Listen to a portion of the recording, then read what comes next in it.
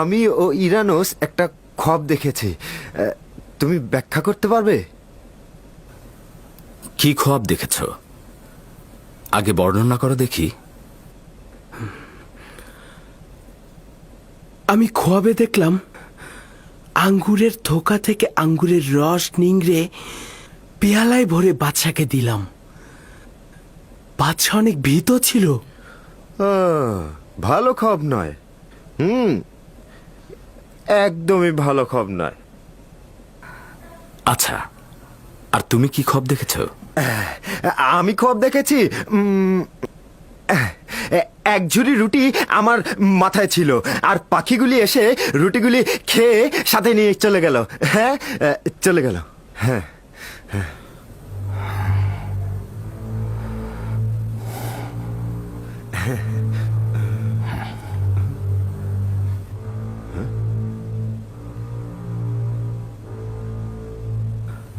আমার এই খোয়াবের ব্যাখ্যা যদি তোমাদের জন্য ক্ষতিকারক হয়, তবুও তোমরা কবুল করবে?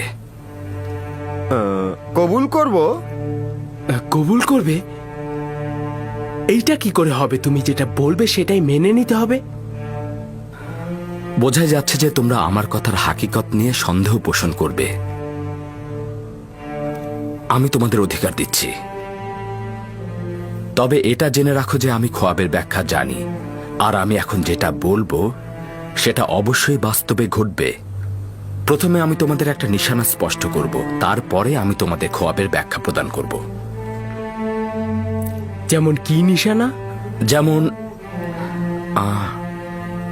আজকে আমাদের এখানে কি খাবার নিয়ে আসবে সেটা আমরা কেউ জানি না, আমি বলে দেব। বাহ বাহ ইউজারসিফ, তুমি দেখি তন্ত্র মন্ত্রও শিখেছ।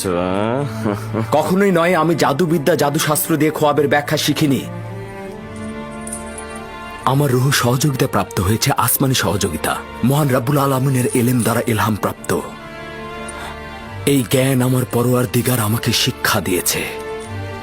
তুমি যে খোদাকে উদ্দেশ্য করে বলছো সে মিশরের মহান আমন খোদা নয় তো?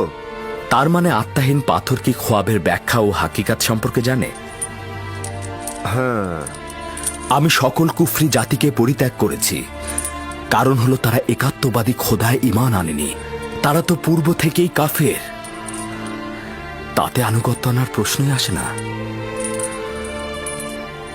আজকের খাবার হলো মাছ, রুটি আর গমের বিরিয়ানি, সঙ্গে কিছু খোরমা।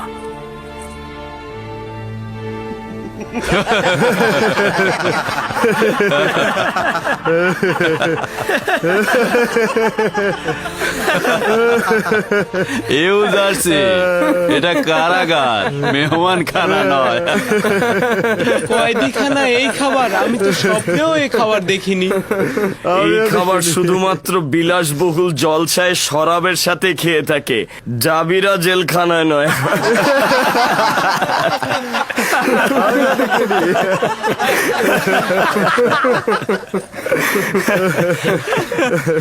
হ্যাঁ, সত্যি করে বলো তো, তুমি যে খাবারের কথা বলছো তা সত্যি আসবে? খাবার এনেছি, সবাই সারি করে দাঁড়াও।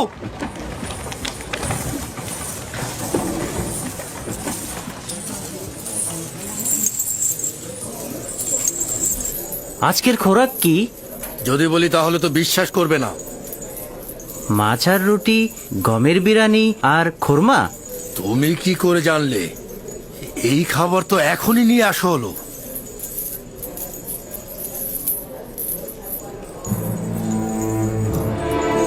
ইউজারসিফ যেই খাবারের কথা বলেছিল সত্যি সত্যি সেই খাবারই এসেছে। লাইনে দাঁড়াও, সবার কাছে পৌঁছাবে। তোমরা সবাই সারিতে দাঁড়াও।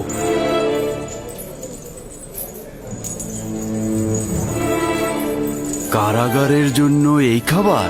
এই খাবার বানু জুলেখার নির্দেশে এখানে আনা হয়েছে।